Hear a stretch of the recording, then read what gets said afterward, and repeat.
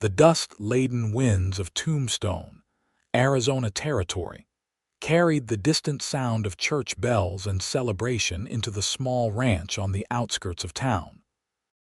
Amelia Hartwell crouched in the shadows of the hayloft, her white wedding gown torn and smudged with dirt, her hands trembling as she tried to quiet her ragged breathing. She had run from the altar, from her future husband, from the life that had been arranged for her without her consent. Now, as the late afternoon sun cast long shadows through the barn slats, she prayed that no one would think to look for her here, on a stranger's property miles from town. The bride froze when she heard the creak of the barn door opening below. Heavy footsteps crossed the dirt floor, and she pushed herself deeper into the hay, her heart pounding like a runaway locomotive. She could see nothing of the newcomer through the floorboards, but she could hear him moving below, whistling softly to himself. Then came silence. Amelia held her breath, wondering if he had gone. A minute passed, then another. Just as she began to relax, a soft clap broke the stillness once, twice gentle and deliberate. "I know you're up there, miss," came a deep, unhurried voice. "Don't mean to frighten you, but this is my barn you're hiding in." Amelia didn't move, didn't breathe. "You don't have to leave," the voice continued, softer now. "Whatever trouble you're running from, you're safe here for the night."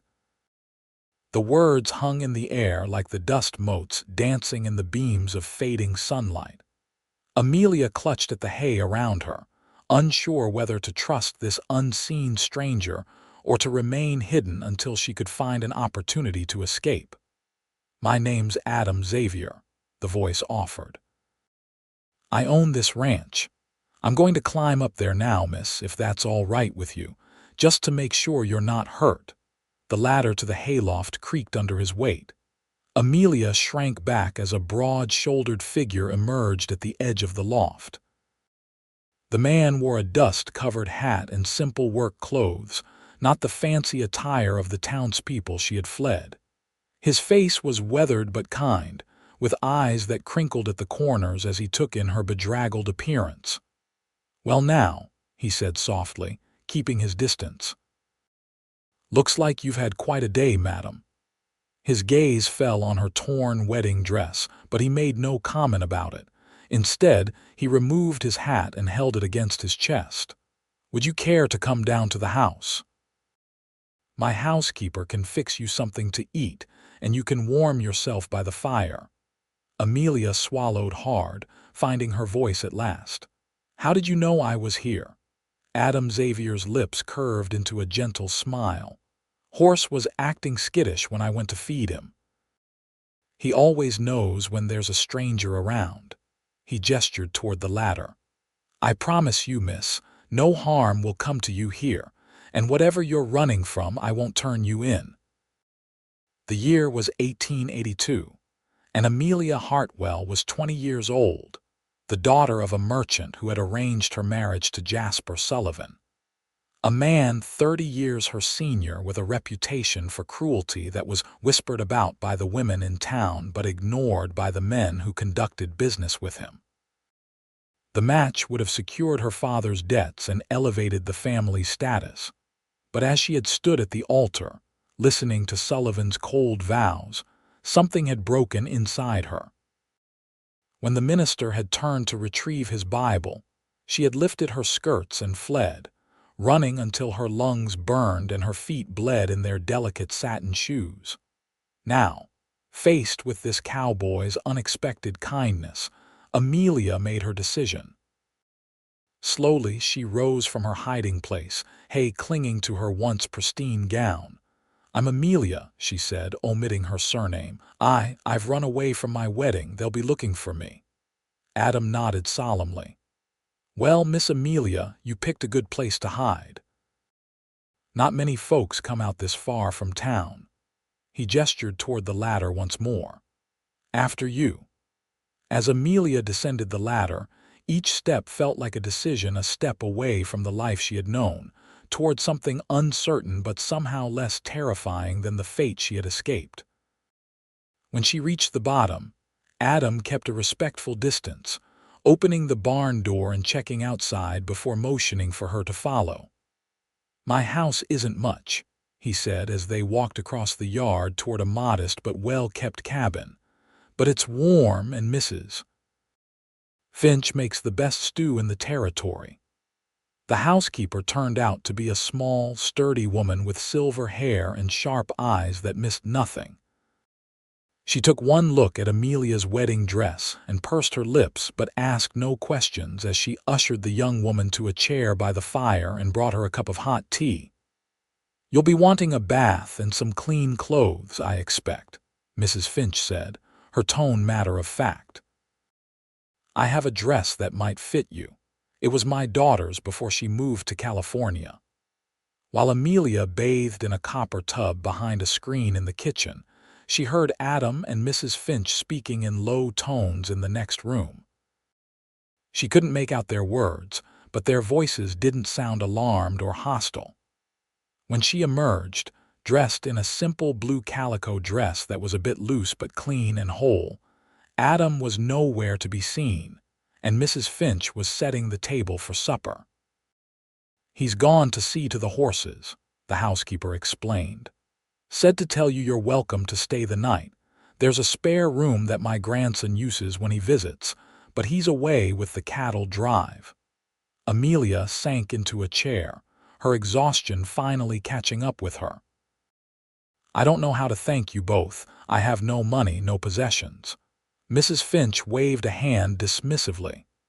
"Mr. Xavier doesn't turn away folks in need, never has in the 10 years I've kept house for him."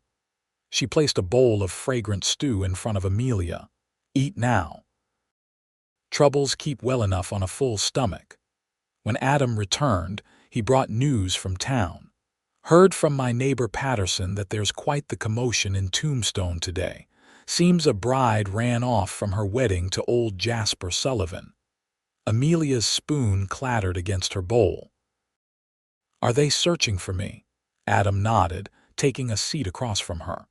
"Sullivan's offering a reward for information.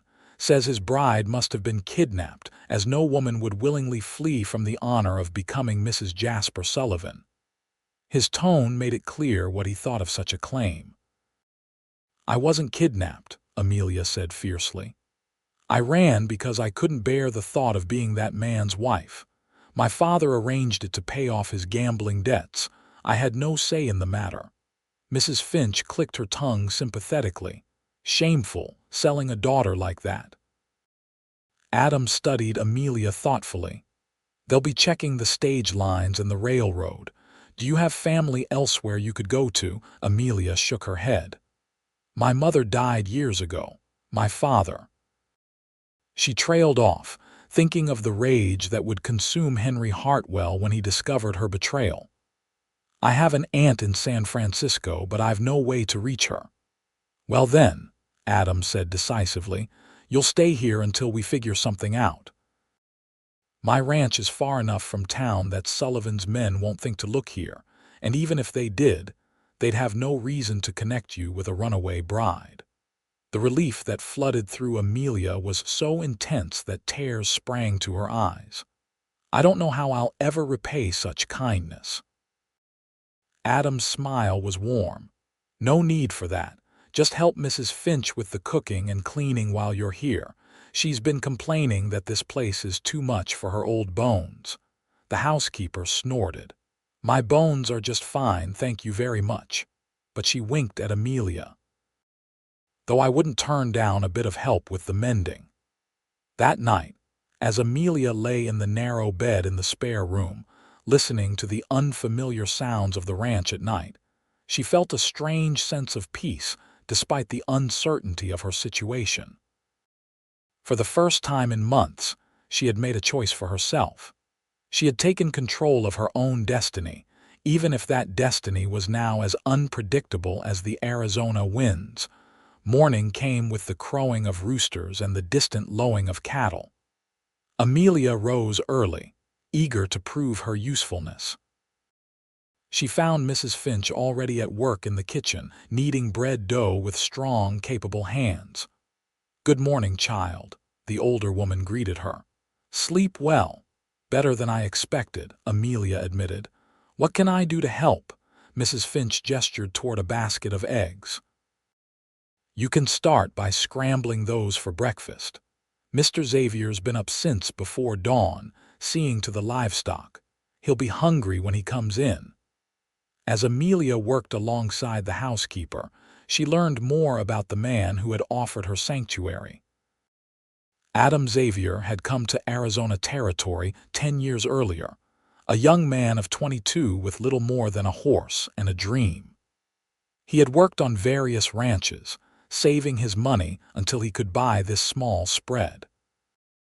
It wasn't the biggest ranch in the area, but it was prosperous enough to support Adam, Mrs. Finch, and a couple of ranch hands who lived in a bunkhouse near the corral. "He's a good man," Mrs. Finch said simply. "Works hard, treats folks fair. Never seen him turn away someone in need." When Adam came in for breakfast, his face was flushed with exertion, his shirt sleeves rolled up to reveal strong forearms. He nodded a greeting to Amelia as he washed up at the basin by the door. "Sleep well, Miss Amelia." "Yes, thank you, and please, just Amelia is fine." As they ate, Adam outlined the day's work. "I've got to mend the fence in the north pasture. One of the heifers broke through yesterday." He glanced at Amelia. "It might be best if you stay close to the house for now. Sullivan's men were in town asking questions yesterday." Amelia's appetite vanished. "Do they know I'm here?" "No," Adam reassured her. "They're checking all the stage stops and the railroad, but they're also offering money for information, and some folks in these parts could use the extra cash." After breakfast, Amelia helped Mrs. Finch with the household chores, finding comfort in the mundane tasks. She swept the floors, helped hang the laundry, and assisted in preparing a stew for the evening meal. From the kitchen window, she could see Adam working in the distance, his movements efficient and purposeful as he repaired the fence line. It was mid-afternoon when the sound of approaching horses broke the quiet. Amelia froze, her hands deep in dishwater, as Mrs. Finch peered out the window. "Riders coming," the older woman said grimly. "3 men. One looks like Sullivan's foreman, Jackson." Panic rose in Amelia's throat. "They've found me." Mrs. Finch dried her hands on her apron. "Quick, child, into the root cellar." She lifted a trapdoor in the kitchen floor, revealing a small storage space below. "Stay quiet, no matter what you hear." Amelia descended the narrow ladder into the cool darkness, her heart pounding as Mrs. Finch closed the trapdoor above her. Through the floorboards, she could hear muffled voices as the riders approached the house. "Afternoon, Mrs. Finch," came a voice she recognized as Bart Jackson, Sullivan's right-hand man. "We're looking for a young woman who ran off from town yesterday. Thought she might have passed this way." "Haven't seen any young women out here," Mrs. Finch replied, her voice steady. "Just me and Mr. Xavier and the hands. Mind if we have a look around?" Jackson's tone made it clear it wasn't really a request. "Mr. Xavier doesn't take kindly to folks searching his property without his permission," Mrs. Finch said firmly. "And he's out mending fences right now." There was a pause, then the sound of boots on the porch steps. "We'll just have a quick look inside, madam. Won't take but a minute." Amelia held her breath as footsteps moved across the floorboards above her head. She could hear drawers being opened, doors swinging on their hinges. Then the footsteps approached the kitchen.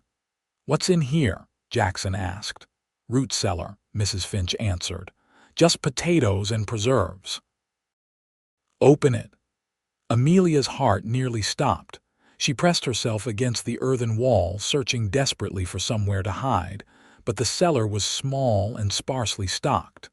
The trapdoor began to lift.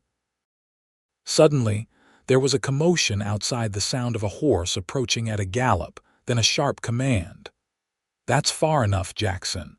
Adam's voice, cold and hard, unlike his usual warm tone. "Get your men off my property." The trapdoor closed again. Through the cracks in the floorboards, Amelia could see shadowy movement as the men in the kitchen turned toward the door.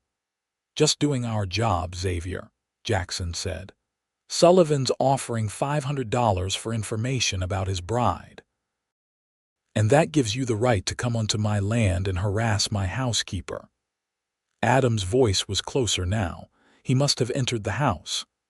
"I haven't seen any bride, runaway or otherwise. Now get going before I decide to file a complaint with the marshal about trespassing." There was a tense silence, then Jackson's voice again, sullen but yielding. "No offense meant, just following orders." "Your orders don't apply on my property," Adam said firmly. "Good day, gentlemen."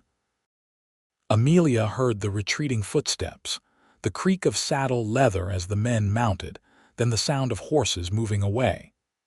Still, she remained frozen in the darkness, afraid to make a sound until she heard the trapdoor opening and saw light spilling into the cellar.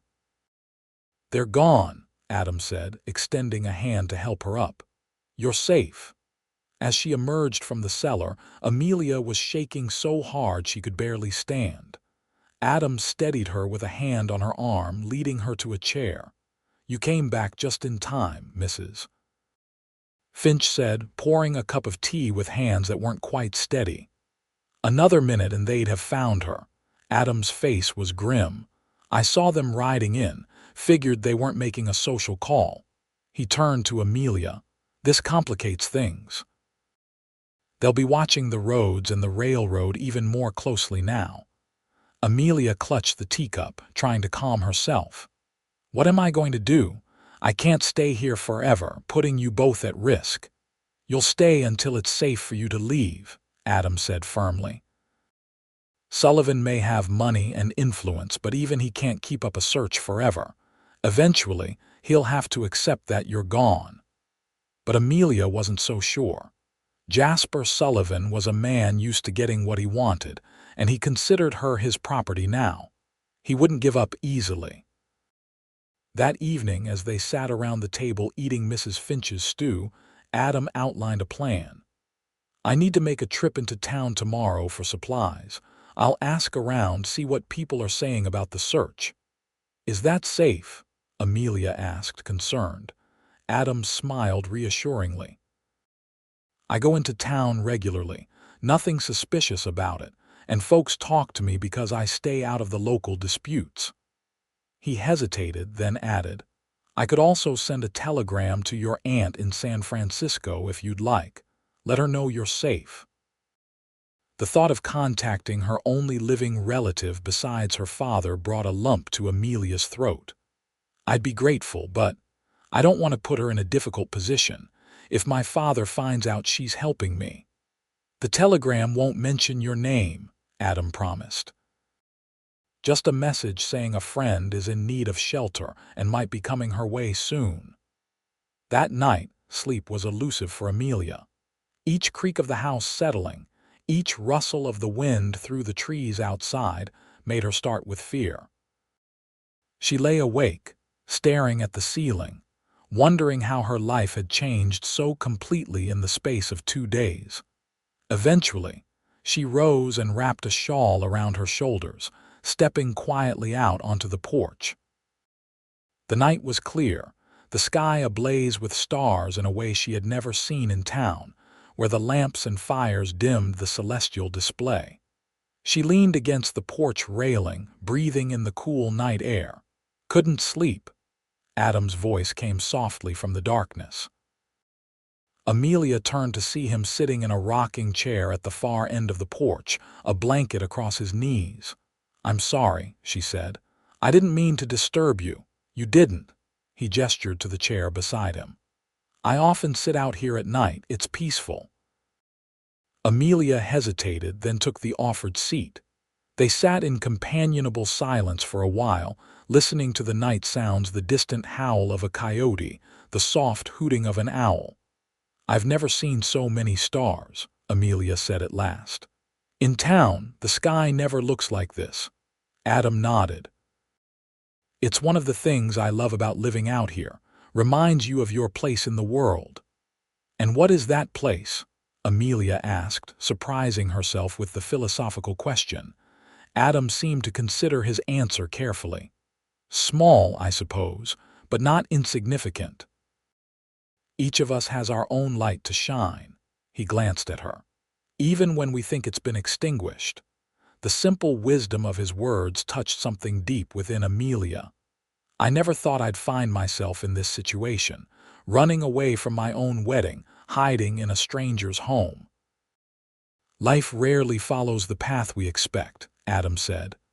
"My father wanted me to become a lawyer like him. Instead, I ended up a rancher in Arizona territory." "Do you regret it?" "Not for a moment." His voice was firm. "This life is hard sometimes, but it's mine. I chose it." The concept of choice, of determining one's own fate, was still new to Amelia. All her life, her path had been set by others. Which school she attended, which friends were suitable, which activities were appropriate for a young lady of her station. Even her marriage had been decided without her input. "I don't know what to choose now," she admitted. "I only knew what I couldn't accept." "That's a start," Adam said gently. "The rest will come in time." They fell silent again, rocking slowly in their chairs, the moonlight casting long shadows across the porch. Amelia found herself studying Adam's profile, the strong jaw, the straight nose, the way his hair curled slightly at the nape of his neck. He was handsome in an unassuming way, comfortable in his own skin in a manner that Jasper Sullivan, for all his wealth and position, had never achieved. "Thank you," she said suddenly, "for taking me in, for protecting me today." Adam turned to her, his expression serious. "You don't need to thank me for doing what's right, Amelia." The way he said her name, soft, almost reverent, sent a flicker of warmth through her chest.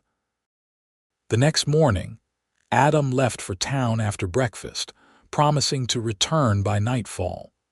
Amelia spent the day helping Mrs. Finch with the household chores and learning about the ranch. The housekeeper showed her how to collect eggs from the chicken coop without disturbing the hens too much, how to churn butter from the cream skimmed off the milk, and how to manage the temperamental cookstove. "You're a quick learner, Mrs. Finch observed as Amelia successfully removed a batch of biscuits from the oven. "Most city girls would be lost out here. My mother taught me to cook before she died," Amelia explained. "Father didn't approve, said it was servant's work, but I always enjoyed it." Mrs. Finch nodded approvingly. "A useful skill, no matter who you are. Mr. Xavier appreciates good cooking. That man can eat more than any two ranch hands when he's been working hard." As the afternoon wore on, Amelia found herself glancing frequently toward the road, watching for Adam's return. The sun was beginning to set, casting long shadows across the yard, when she finally heard the sound of a wagon approaching. She moved away from the window, mindful that it wasn't safe for her to be seen by any passing traveler, but her tension eased when she recognized Adam's tall figure on the wagon seat. He came into the house carrying several parcels, his expression unreadable until the door was firmly closed behind him.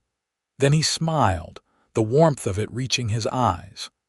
"Good news," he said, setting the packages on the table. "Sullivan's search is focusing on the northern routes toward Prescott and the railroad towns. Seems they're convinced you're trying to get back east." Amelia let out a breath she hadn't realized she was holding.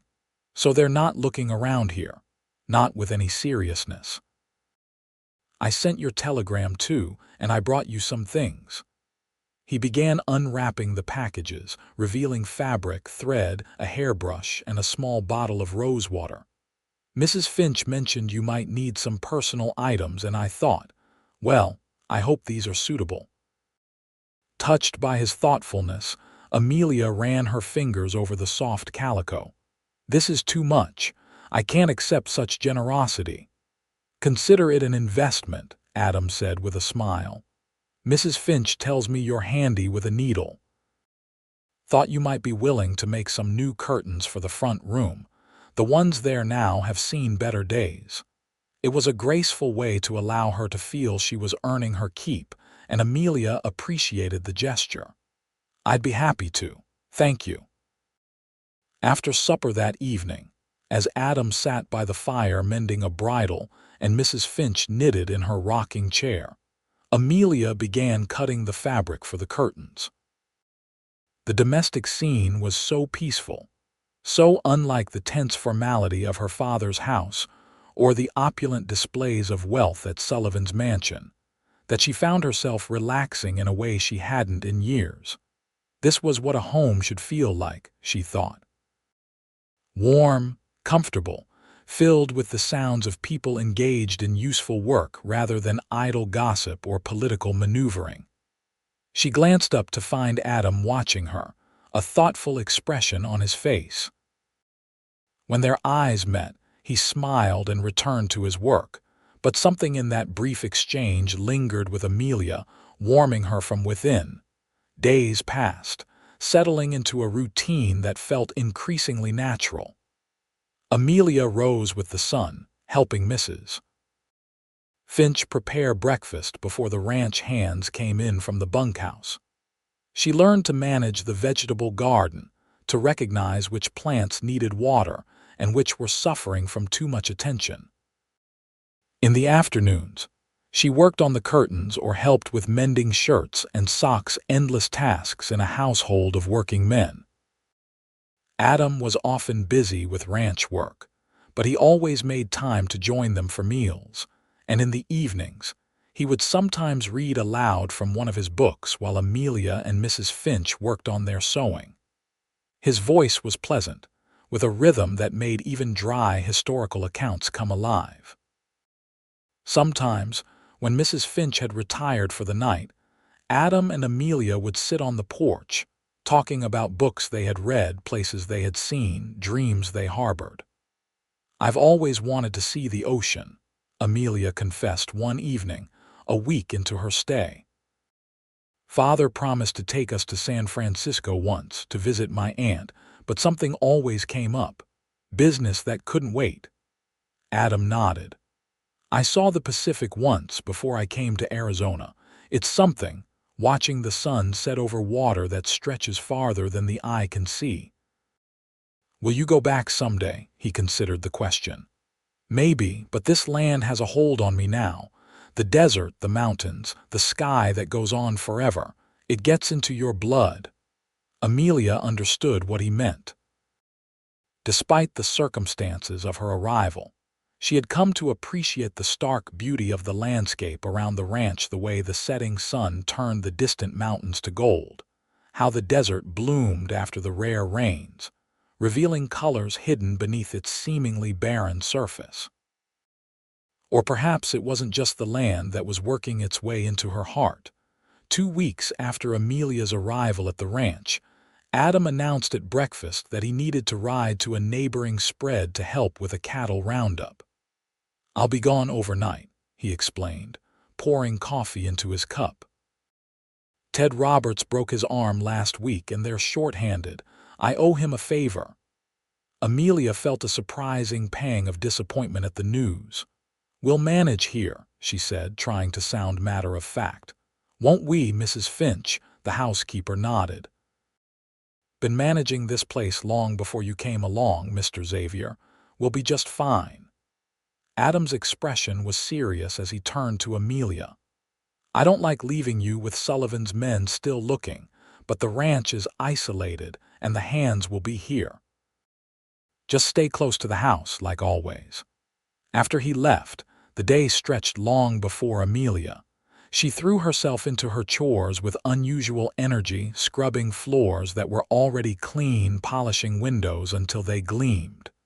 Mrs. Finch watched her with knowing eyes but said nothing about her restless activity. That evening, without Adam's presence, the house felt strangely empty. Amelia sat on the porch alone, watching the stars emerge one by one in the darkening sky. She thought about how quickly she had become accustomed to his company, to the sound of his voice, to the way his eyes crinkled at the corners when he smiled. It wasn't just gratitude she felt for him, she realized. Somewhere in these quiet days of shared work and evening conversations, something deeper had taken root. The thought both thrilled and frightened her. She had fled one man's claim on her heart and home. Was she ready to consider another? The next day dawned hot and clear, the kind of day that promised to bake the land by noon. Amelia rose early, hoping to complete the outdoor chores before the worst of the heat set in. She was hanging laundry on the line, enjoying the way the clean sheets snapped in the breeze, when she heard the sound of approaching horses. Her first thought was of Adam, returning early from the Roberts ranch, but as she turned toward the sound, her blood froze in her veins. 3 riders were approaching, and even at a distance, she recognized the lead figure. Bart Jackson, Sullivan's foreman, the man who had searched the house 2 weeks earlier. Dropping the laundry basket, Amelia ran for the house, her heart pounding. Mrs. Finch was in the kitchen rolling out dough for a pie. Sullivan's men, Amelia gasped. Coming this way. The older woman straightened, wiping flour from her hands. The root cellar quickly. I'll handle them. Amelia hesitated. They've already searched there once. What if they look again? Mrs. Finch's expression was grim. Then the bedroom. Under the bed. Go, child, now. Amelia raced to Adam's bedroom, dropping to her knees and crawling under the narrow bed. The space was tight, and dust tickled her nose, but she pressed herself against the wall, trying to make herself as small as possible. Through the open window, she could hear the riders approaching the house, the creak of saddle leather as they dismounted. Morning, Mrs. Finch, Jackson's voice carried clearly. Is Xavier around? He's helping at the Roberts place today, Mrs. Finch replied. Something I can do for you, just passing through. Thought we'd water our horses if that's all right. The trough is by the barn, as you well know.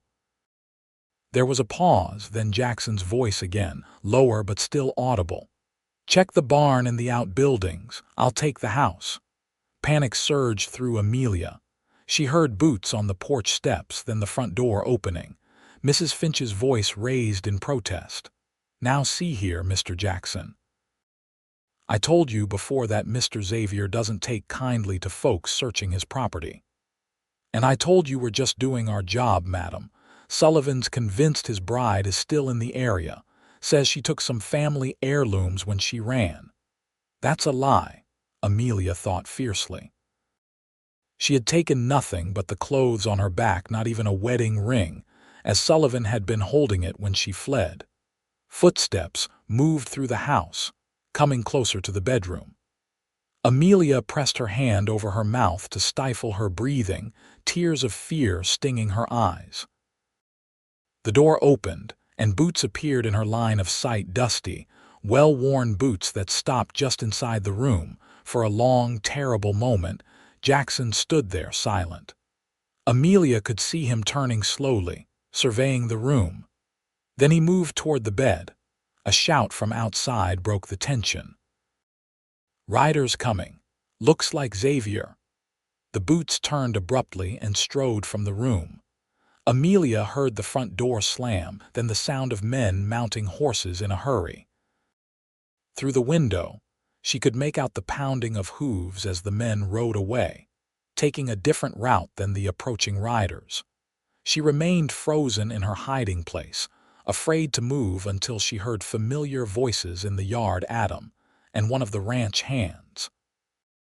Only then did she crawl out from under the bed, her limbs stiff and her heart still racing.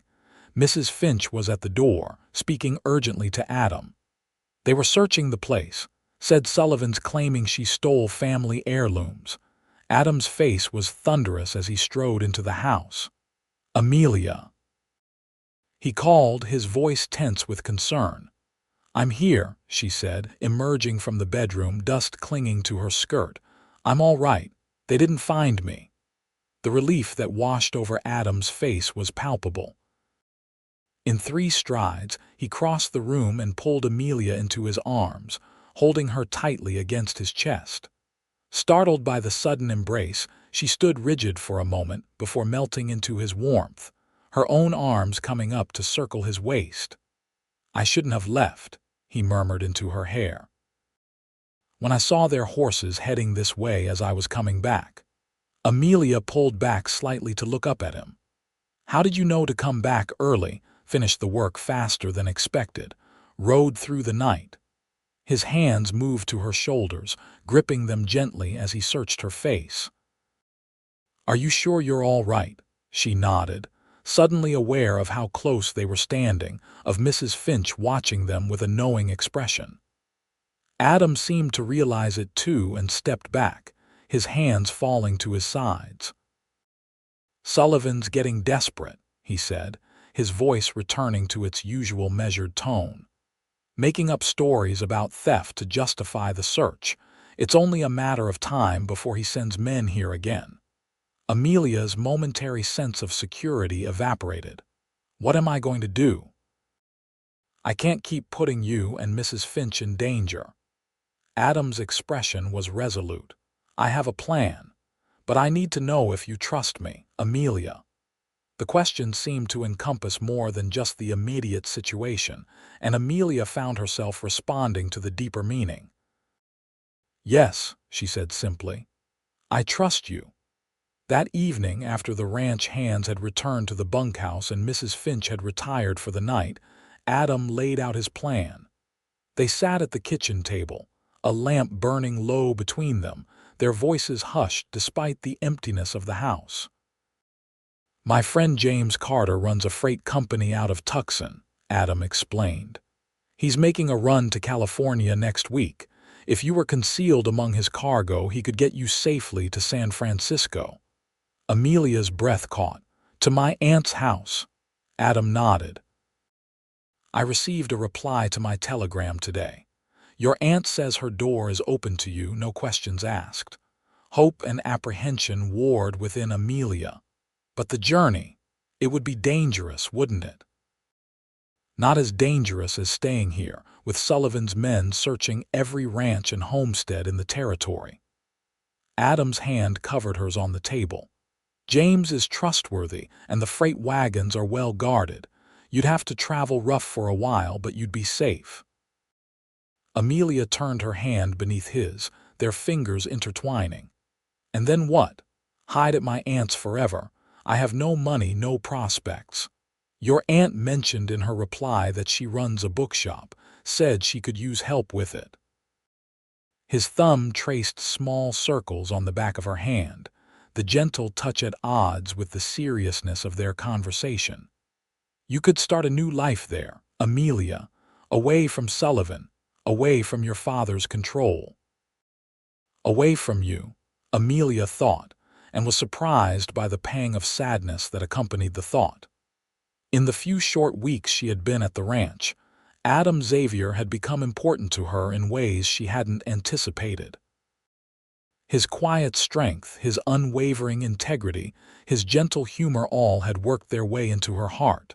"When would I leave?" she asked, her voice barely above a whisper. 3 days from now. James will pass near here on his way west." Adam's eyes held hers, searching. "Unless you'd rather stay." The unspoken question hung in the air between them. Amelia felt her heart quicken, hope blossoming in her chest. "Stay, but you said yourself it's not safe." "Not now, no." Adam's grip on her hand tightened slightly. "But Sullivan can't search forever. And after some time has passed." He hesitated, then continued, his voice low and intense. "I'm not offering you another cage, Amelia. I'm offering you a choice. Stay or go, it's your decision, but I want you to know that if you choose to stay eventually when it's safe, there would be a place for you here, with me." Tears welled in Amelia's eyes. "Adam, I don't know what to say." "You don't have to say anything now, think about it." He released her hand reluctantly. "Whatever you decide, I'll support you. Your happiness and safety are what matter most." That night, Amelia lay awake long into the small hours, weighing her options. The sensible choice was clear. Go to San Francisco, to the safety of her aunt's home, far from Sullivan's reach. There, she could build a new life, learn to stand on her own 2 feet, become the independent woman she had glimpsed in herself when she fled the church that fateful day. But the thought of leaving the ranch, leaving Adam, filled her with a deep sense of loss. In his quiet way, he had shown her what it meant to be valued, not for her family connections or her appearance, but for her character, her abilities, her essential self. And somewhere along the way, admiration had deepened into something more profound. Was it love? Amelia wasn't sure. The carefully chaperoned courtships of her youth hadn't prepared her for the complex emotions she now experienced. But she knew that the thought of never seeing Adam again, never sitting with him on the porch watching the stars, never hearing him laugh at one of Mrs. Finch's tart observations, created an ache in her chest that felt suspiciously like heartbreak. The next 2 days passed in a blur of preparation and indecision. Mrs. Finch helped Amelia pack a small bundle of clothing and necessities, her weathered face showing no reaction when Amelia confided Adam's offer. "He's a good man," was all the housekeeper said. "The best I know, but you have to choose your own path, child. No one else can walk it for you." The evening before James Carter was due to arrive, Amelia still hadn't made her decision. She moved through her chores mechanically, her mind whirling with possibilities and fears. Adam was quieter than usual, respecting her need to think. But she caught him watching her when he thought she wasn't looking, his expression a mixture of hope and resignation. After supper, as Mrs. Finch cleared the dishes, Adam asked Amelia to join him on the porch. The evening was mild, with a gentle breeze carrying the scent of sage and distant rain. They sat in their usual chairs, watching the sunset paint the sky in shades of gold and crimson. "Beautiful, isn't it?" Adam said softly. "Never get tired of that view." Amelia nodded, her throat too tight for words. This might be the last sunset they watched together. "James will be here around noon tomorrow," Adam continued, his voice carefully neutral. "I've arranged for Mrs. Finch to visit her daughter in town for a few days, just in case Sullivan's men come back. If they find her gone and me alone, they'll have no reason to be suspicious." "You've thought of everything," Amelia murmured. Adam turned to her, his expression serious. "Except what you want, Amelia.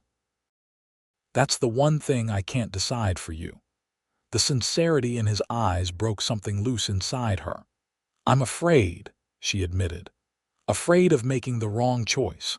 Afraid of what might happen if I stay, if Sullivan finds me here.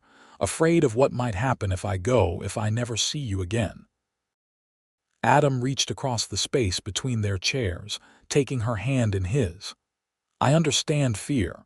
When I first came out here with nothing but a dream and a stubborn streak, I was terrified. But sometimes the things that scare us most are the ones most worth doing." "And what scares you now, Adam?"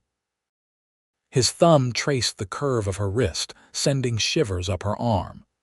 "Losing you before I've had the chance to truly know you, before I've had the chance to show you what you've come to mean to me." Amelia's breath caught. "And what is that?" Adam stood, drawing her to her feet as well. In the fading light, his face was half in shadow, but his eyes burned bright and clear. "Everything, Amelia.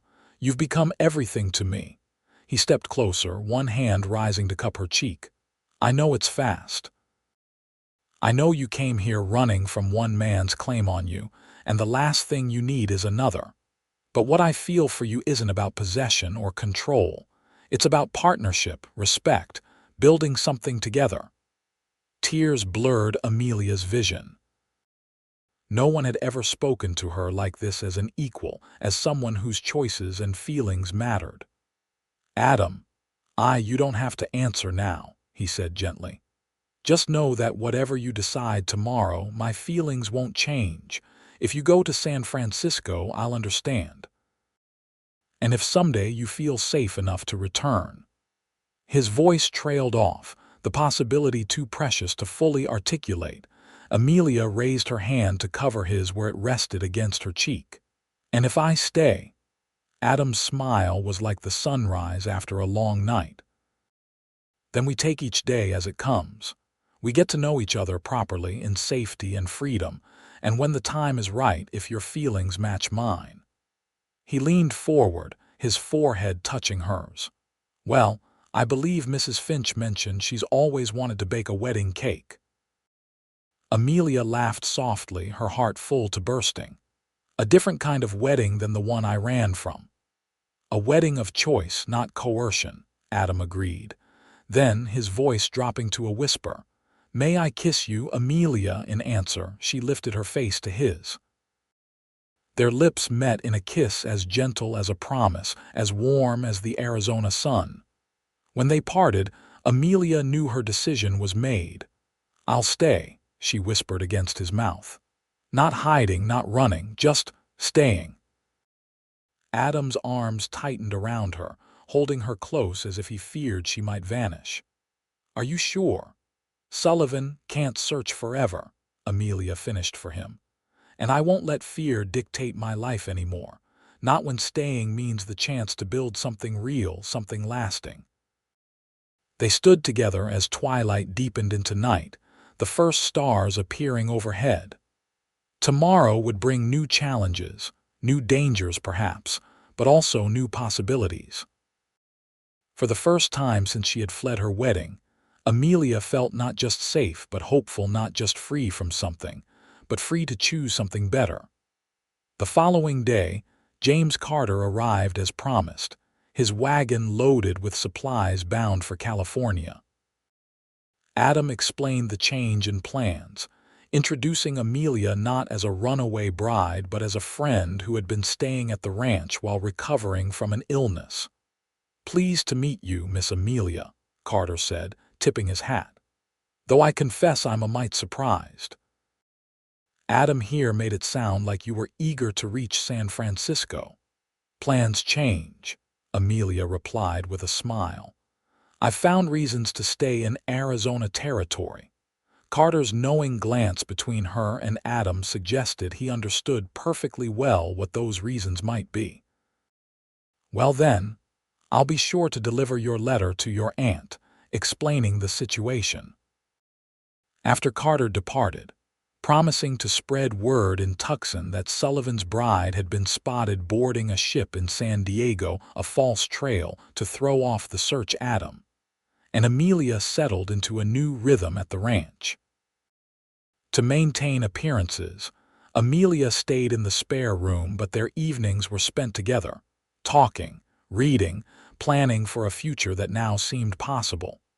The weeks passed, summer giving way to fall, and Sullivan's search gradually lost momentum. Occasional reports came from town. The reward had been reduced, then withdrawn entirely.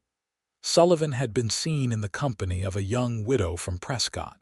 Finally, an announcement in the territorial newspaper that Jasper Sullivan had become engaged to the daughter of a mining magnate from Colorado.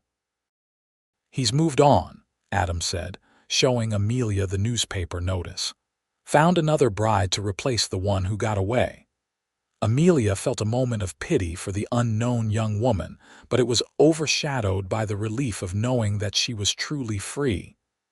"Does this mean I don't have to hide anymore?" "I think it's safe for you to be seen in town now," Adam agreed. "Though we should probably have a story ready for curious neighbors." They decided that Amelia would be introduced as a distant cousin of Mrs. Finch's, who had come west to improve her health and had decided to stay on at the ranch as a companion to the housekeeper. It was a thin story, perhaps, but enough to satisfy casual inquiries. Amelia's first trip into Tombstone was a revelation. After months of confinement to the ranch, the bustle and noise of the growing town was overwhelming. Women in fashionable dresses strolled along the wooden sidewalks. Miners and cowboys crowded the saloons, and the constant clang of machinery from the silver mines provided a backdrop to it all. "It's changed since I was last here," Amelia murmured as Adam helped her down from the wagon in front of the general store. "Tombstone's growing fast," Adam replied. "Silver's bringing in new people every day." Inside the store, Adam introduced Amelia to the proprietor, Mr. Henderson, using their agreed-upon story. The shopkeeper's wife, a plump, cheerful woman with sharp eyes, looked Amelia over with open curiosity. "A cousin of Mrs. Finch, you say? How nice." "We don't see many new faces among the ladies here, plenty of rough men chasing silver, but respectable women are still in short supply." As they made their purchases, Amelia was aware of curious glances from other customers. She kept her head high, her manner composed, though her heart raced at the thought of being recognized. But the months had changed her, her skin tanned from working in the garden, her hands roughened by household chores, her bearing more confident and direct than the sheltered young lady who had fled her wedding. When they passed the church on their way out of town, Amelia paused, looking at the simple wooden building where her life had changed so dramatically. "You want to go in?" Adam asked softly, following her gaze. Amelia considered, then shook her head. "No, that chapter of my life is closed. I'm ready for the next one." The next chapter began formally that evening as they sat on the porch watching another spectacular sunset. Adam took her hand, his expression solemn but his eyes alight with joy. "Amelia Hartwell, these past months have been the happiest of my life, despite the circumstances that brought you here. I've watched you grow stronger and more confident every day, and my admiration and love have grown alongside you." He slid from his chair to kneel before her, producing a small wooden box from his pocket. "I'm not a wealthy man, and I can't offer you the luxuries that Sullivan might have. But I can promise to respect your freedom, to value your opinions, to build a life with you as equal partners." He opened the box, revealing a simple silver ring with a small turquoise stone. "Will you marry me?" Tears of happiness spilled down Amelia's cheeks as she nodded, unable to speak for a moment. Then, finding her voice, "Yes, Adam. Yes, I will marry you." He slipped the ring onto her finger, then rose to take her in his arms, their kiss a seal upon their promise. When they parted, Adam smiled down at her. "I hope you don't mind, but I've already spoken with Mrs. Finch. She's planning the wedding feast as we speak." Amelia laughed. "Of course she is." "And when will this wedding take place?" "As soon as you wish. Though I thought perhaps in the spring when the desert blooms. A new beginning with flowers all around." "Spring sounds perfect," Amelia agreed, leaning against his chest, listening to the steady beat of his heart. Winter in Arizona territory was mild compared to what Amelia had known in her eastern childhood.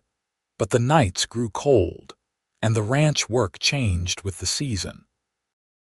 Adam taught Amelia to ride, a skill her father had deemed unnecessary for a proper young lady, and they often rode together in the afternoons, exploring the range of the ranch and the surrounding landscape. "When we're married," Adam said one day as they rested their horses atop a small rise overlooking the ranch, "I thought we might build a new room onto the house. The current one is getting crowded, and Mrs. Finch complains about having to navigate around my books." Amelia smiled at the thought of their future home expanding, changing to accommodate their life together. "I'd like that, perhaps with larger windows to catch the morning sun. Whatever you wish." Adam reached across the space between their horses to take her hand. "I want you to consider the ranch your home in every sense." "It already is," Amelia assured him. "More of a home than my father's house ever was." As winter gave way to spring, Preparations for the wedding occupied much of their time. Mrs. Finch threw herself into the planning with unexpected enthusiasm, enlisting the help of her daughter and granddaughter, who traveled from town for the occasion. Amelia sewed her own wedding dress from fine fabric Adam had ordered from Tucson, not an elaborate affair like the one she had abandoned, but a simple, elegant gown that reflected her new life. Word spread throughout the scattered ranches and homesteads of the area. Adam Xavier was getting married to his housekeeper's cousin, a young lady from back east. Neighbors they had never met sent small gifts and good wishes, the community's way of welcoming a new member. The wedding day dawned clear and bright, the desert in full bloom around them. They had chosen to marry on the ranch rather than in town, with the local minister riding out to perform the ceremony. A bower of wildflowers and desert blooms had been erected in the yard, and tables set up for the feast that would follow. As Amelia dressed in the small room that had been hers since her arrival, Mrs. Finch fussed over the details of her appearance, adjusting the simple veil, straightening the collar of the dress. "Never thought I'd see the day," the older woman said, her voice gruff with emotion. "That boy's been alone too long. You're good for him, Amelia." "He's good for me," Amelia replied, her heart full. "You both are. You took in a stranger, gave me a home when I had none." Mrs. Finch waved away the thanks. "Family now, that's what matters, and after today it'll be official." She stepped back, surveying Amelia with critical eyes. "You'll do. He won't know what hit him when he sees you." Outside, guests had begun to arrive, neighboring ranchers and their families. The storekeeper and his wife from town, Adam's friend James Carter, who had returned from California with news that Amelia's aunt sent her blessings and a small package of books as a wedding gift. Conspicuously absent were Amelia's father and Jasper Sullivan, neither of whom had been informed of the occasion. When the time came for the ceremony to begin, Amelia stood at the door of the house, suddenly nervous. Not about marrying Adam, that decision felt more right than any she had ever made, but about taking this public step, declaring herself to the world after months of hiding. Mrs. Finch's grandson, a boy of 12, had been enlisted to play the violin, and as the first notes of a simple wedding march drifted through the air, Amelia took a deep breath and stepped outside. Adam waited for her beneath the flower bower, tall and handsome in his best suit, his face lighting up as he saw her. The small gathering of guests turned to watch her progress across the yard, but Amelia had eyes only for the man who had offered her shelter when she needed it most, who had given her the freedom to choose her own path and the love to walk it with confidence. The ceremony was brief, the vows simple but heartfelt.